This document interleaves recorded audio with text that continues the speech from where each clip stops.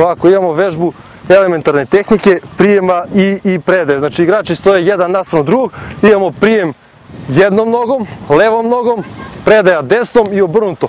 Nakon predaje imamo skip bočni preko kapice. Ajmo, kreni.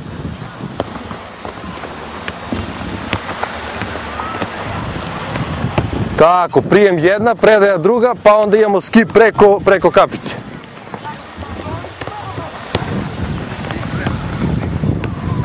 Tačna lopta da bude. Zategni stopalo, pa unutrašnjim delom stopala odigraj pas.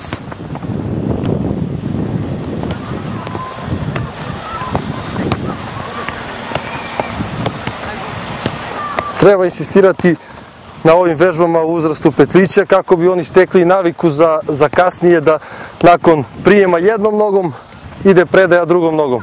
Kako bi ubrzali inače taj pas. Ajmo, skip.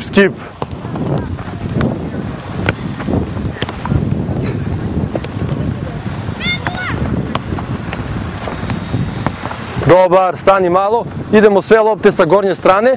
Nakon ovoga idemo malo, znači otežavamo uslove i dodajemo nakon prijema i predaje. Nakon prijema imamo znači fintu, naskok u jednu, spoljašnjim delom stopala odnosimo loptu u drugu stranu i nakon toga ide predaja sa igračom. Znači idemo malo iza čunja, metar i po, imamo znači nakon prijema loptu imamo naskok u jednu, spoljašnjim delom stopa odnosimo loptu u drugu stranu i predaja. Ajmo, može, kreni. Ajmo malo ubedljiviji taj lažnjak da bude. Kreni u pravcu čunja.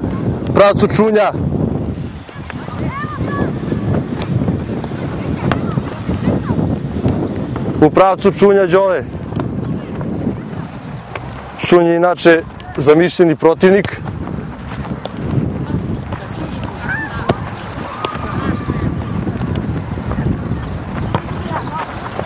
Ajmo, naskoči u jednu stranu, pa kreni u drugu stranu.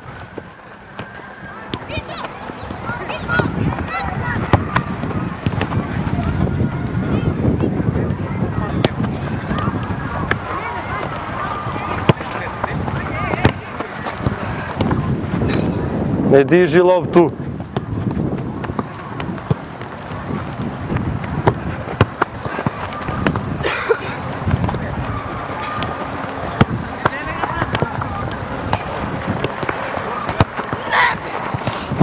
Dobar. Idemo sve lopte sa gornje strane opet. Sada imamo, znači, sljedeća vežba. Nakon prijema lopte krećemo sa loptom u jednu stranu. Unutrašnjim delom stopala vraćamo loptu, znači, iza sebe.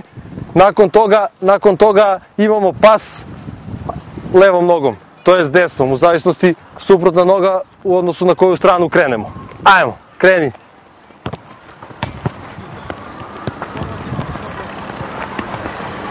Samo to malo življa radimo.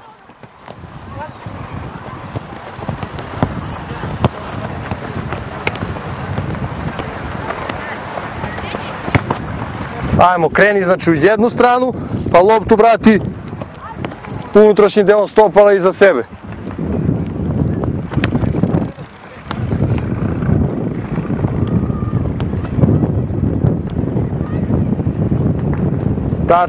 Tačni pas da bude.